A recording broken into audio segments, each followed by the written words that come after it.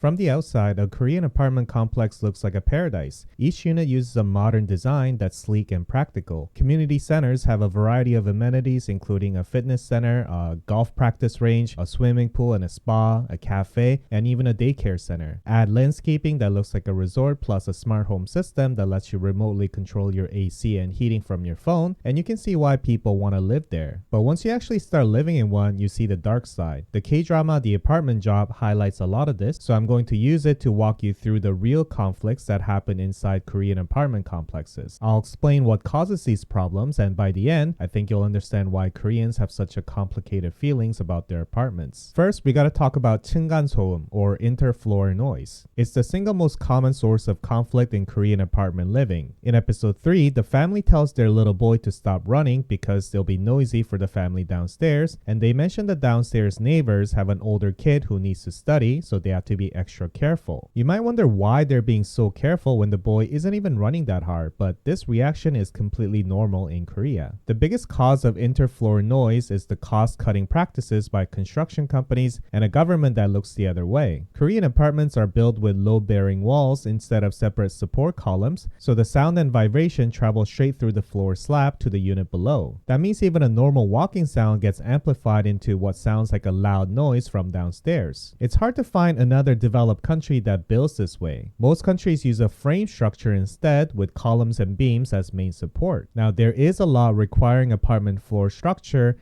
to keep light impact noises at 58 decibels or below, but investigative journalists have shown this standard is basically a hoax. Plenty of apartments fail it in practice, yet governments approve them anyway. When public outrage finally forced lawmakers to respond in 2019, they added a post-construction verification system for this law. But another private investigation found that government inspectors only check about 2% of the apartments, and even if the building fails, the only consequence is a recommendation with no real enforcement behind it. 층간소음, or interfloor noise, isn't just a small annoyance. There's a hotline for this, and in 2024 alone, it received over 33,000 complaints. Even if you file a complaint with the apartment management office, there's often not much they can do beyond asking the upstairs neighbor to keep it down. So some people turn to their own solutions. If you search online, you'll find plenty of tips for getting revenge, like mounting speakers on your ceiling to blast horror sounds at the neighbors above. In my opinion, these are terrible ideas, and they'll make the situation even worse. In the worst case, interfloor noise conflict turns violent. In 2025, a 47-year-old man stabbed his neighbor to death after months of unsolved noise complaints. Thankfully, my neighbors are really understanding about interfloor noise, but not everyone is so lucky. It's a real problem in Korea, and honestly, it's hard not to be sensitive about it once you know how badly things can escalate. The next conflict is about apartment complexes banning delivery trucks from driving on the surface roads. This started because some apartment complexes prided themselves on being pedestrian friendly, which sounds nice until you realize what it means for delivery drivers. Standard delivery trucks are about 2.5 meters tall, but a lot of underground parking garages only have 2.3 meters of clearance. So if the drivers can't use the garage and the complex also bans the surface roads, what are they supposed to do? Basically, the apartment is asking the delivery drivers to carry packages by hand from the front gate. But remember, these complexes are huge, which means walking hundreds of meters or more, carrying heavy packages one delivery at a time. In 2018, this boiled over into what people now call 택배대란, or delivery crisis, when a complex in Dasan, just outside of Seoul, banned trucks entirely. Drivers refused to keep delivering under those conditions and started leaving every packages at the front gate instead, and photos of hundreds of boxes piling up made national headlines. The exact same standoff happened again in 2021 in Gangdong in eastern Seoul, proving that this is still an ongoing issue. On top of that, some of the most expensive apartments in Gangnam won't even let food delivery motorcycles through the front gate. Riders have to leave their bikes outside and deliver on foot, or hand over their IDs just to get through. Some of these places won't even let them use the elevator. Riders have started calling these places 천룡인 아파트, or celestial dragon apartments, borrowing the term from the untouchable ruling sailing class from the anime One Piece. They even built a shared online map marking every one of these complexes so the other riders know to avoid them if possible. But it's hard for the riders to refuse these deliveries too often because turning down too many calls hurt their standing on the delivery app. In episode 6 of The Apartment Job, there's a scene of people checking for haja or defects so that they can force the apartment management to spend their reserve fund on repairs. In real life, these kinds of inspections are incredibly common,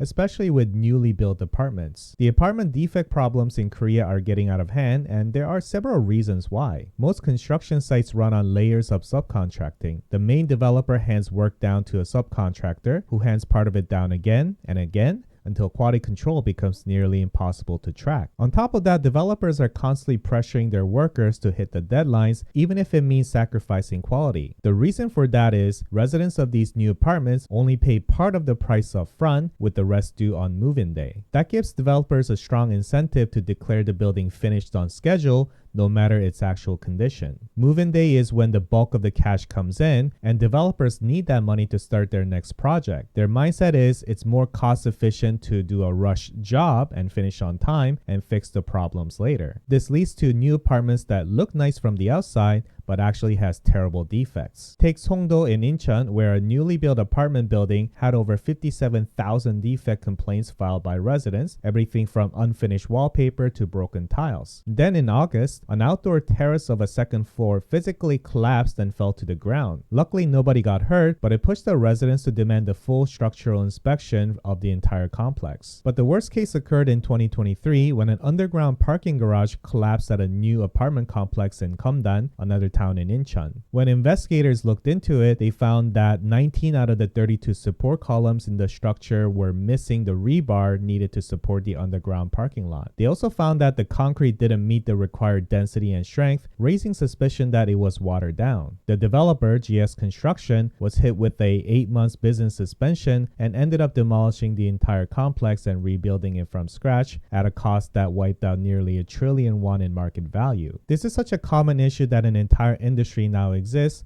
just to catch these defects before you move in. People moving into a new apartment now often pay for professional inspection service, which scan the unit for everything from faulty wiring to water damage to hairline cracks in the wall. These services aren't cheap, often running upwards of 300,000 won, but people consider it worth the money since failing to report defects when you first take possession can end up costing far more down the road. Now let's talk about residents who treat apartment staff and their own neighbors like something beneath them. In the drama, a man with an expensive car makes a scene over a parking violation. He habitually parks illegally, and when the management office finally put a warning sticker on his car, he refuses to move it, blocking the entrance out of spite. In another scene, a different resident is rude to the building's 경비 아저씨, or the security guard. He ends up getting assaulted before the main character steps in to save him. Unfortunately, both scenes are based on real events. Residents with expensive cars double parking or blocking entrances, confident that nobody will actually confront them, are a common complaint in Korean apartment complexes. The security guard cases are even worse. There are some human garbages out there who treat these guards like crap, knowing full well the guards can't fight back without risking their jobs. In 2020, in Uidong, northern Seoul, a resident subjected a 59-year-old security guard to months of verbal and physical assault, reportedly started over a dispute about a double parked car, and it ended with the guard sadly taking his own life. Now, I don't want to paint the wrong picture. The vast majority of people in Korea are very respectful towards their apartment staff and sometimes very generous as well. For example, Remian Chelitus Yongsan is an apartment complex known for its famous and wealthy residents. When one of their facility workers got sick, they raised over 16 million won to cover a bone marrow transplant. It's a good reminder that most people genuinely care about their apartment staff, even if there are definitely some entitled residents who abuse their position. Korean apartment life provides incredible convenience and community mixed in with real dysfunction, and that's why we have such a love-hate relationship with it. That's all I have for today. Thanks for watching, and I'll see you next time.